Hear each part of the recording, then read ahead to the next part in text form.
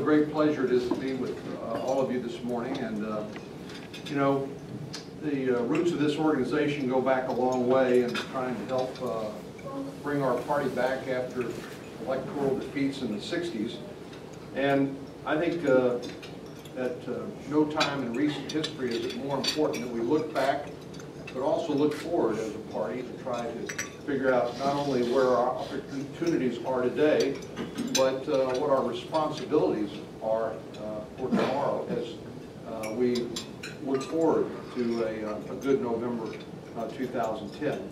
Although I always want to tell you that it's very, that I wish the election could be held today, because we know how quickly things can change, and indeed things have changed so quickly since the November 2008 election.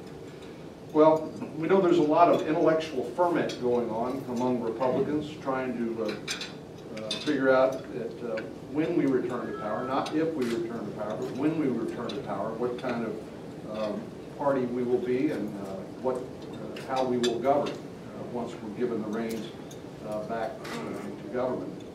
But we know that there's a lot of really exciting things happening, from Scott Brown in Massachusetts, which I want to talk about a little bit, and people like Paul Ryan, who I just think is one of the great stars of our party, and I think it makes me feel better and get more excited when I see these new faces and new voices and step up and take on someone as powerful as the President of the United States, and in a very respectful, of course, sort of way.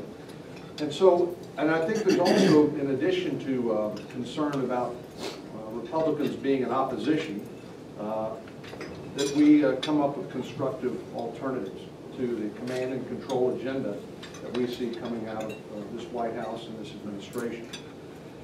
Of course, like one of the things I think that's characterizes the age we're living in is an age of instantaneous communication. And I'm not just talking about the 24-hour cable shows and talk radio. Now it's Facebook and Twitter, and I would be remiss if I didn't invite you to follow me on Facebook. I actually like to go on and update those accounts on a regular basis myself, which makes my friends happy, it aggravates my critics, and it makes my staff extremely nervous, I can assure you. We see also there's nascent political movements around the country like the Tea Party, and a lot of the folks went to town hall meetings in August to express their concerns.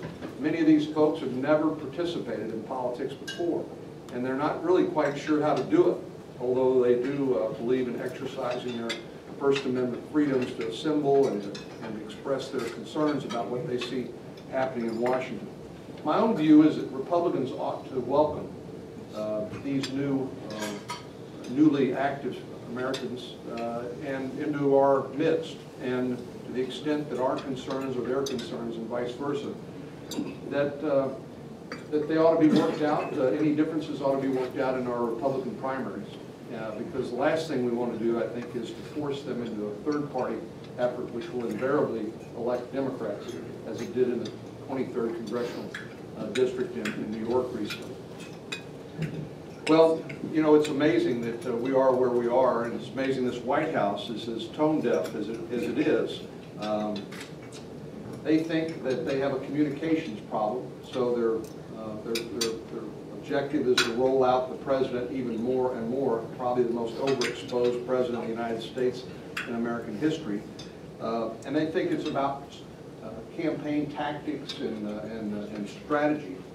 Well, of course, the setting in which all of this occurs is when unemployment is at certainly unacceptable highs, 9.7% for the country. Fortunately, I come from a state where unemployment is 8.2%, but even that is far too unacceptably high.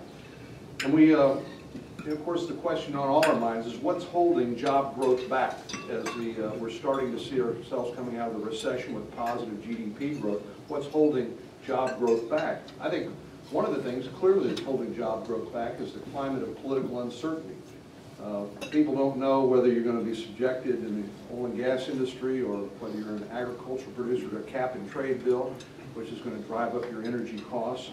And whether you're going to be subjected, if you're a small employer, to a card check, which is going to make your job much more difficult and much more expensive, or whether you're going to be subjected to a $2.5 trillion health care bill, which is going to raise premiums, which is going to raise taxes, and which is going to take $500 billion from Medicare, which is already on a fiscally unsustainable path of $38 trillion in unfunded liabilities.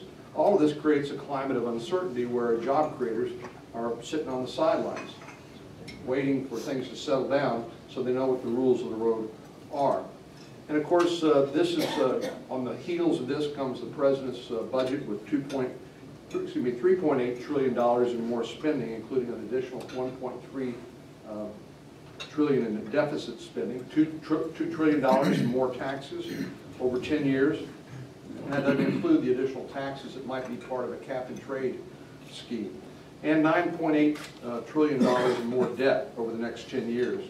And so these are creating a lot of concern on the part of not just Tea Party folks, but all the American people. And actually it's gone from concern to fear to anger, sort of the stages of grieving, I guess you would. And they're experiencing tremendous remorse at what they created with the election in 2008. Well, I think there's a lot of lessons to be learned in life and in politics from good examples, and the one example I'd like to point out is Scott Brown. How does a guy who's running for the seat formerly held by Teddy Kennedy win as a Republican in deep blue Massachusetts? Well, you know, it was pretty remarkable. Marilyn alluded to this, but in the middle of December we began tracking the race in Massachusetts, just frankly because we didn't want to be caught by surprise, and we thought if there was an opportunity we wanted to take advantage of it. And we found that Martha Coakley's numbers had collapsed from 30-point lead to 3-point lead among the most likely voters, the most likely to turn out. And the polling further said that even in Massachusetts, which of course has a state health care plan, which as Mitt Romney will point out, there is no public option, it's not a government-run plan, and the like. There are significant differences. But even in Massachusetts, the national health care plan being pushed by the president was deeply unpopular. And so here's a fellow running for the seat formerly held by Teddy Kennedy. You notice I didn't call it the Kennedy seat, it's the people's seat, right? But he ran on it saying, I'll be the 41st vote to stop this bill and start over. It took a lot of courage, but he was very clear. And he also campaigned on broad-based tax relief, championed by people like John F. Kennedy and Ronald Reagan, because he said that's what it would take to begin to get our economy moving again and be the best kind of stimulus. And he said we needed to treat terrorists as enemies, not as criminal defendants, and Mirandizing them and the like, providing them with lawyers. He ran a positive campaign, and I think it was just a perfect storm of him tapping into the popular sentiment there in Massachusetts and rage, which frankly I think that the White House has yet to really understand and respond to. Well, in November of 2010, obviously we have about 19 Republican seats up, 19 Democratic seats, and we're seeing great opportunities, mainly because we have great candidates.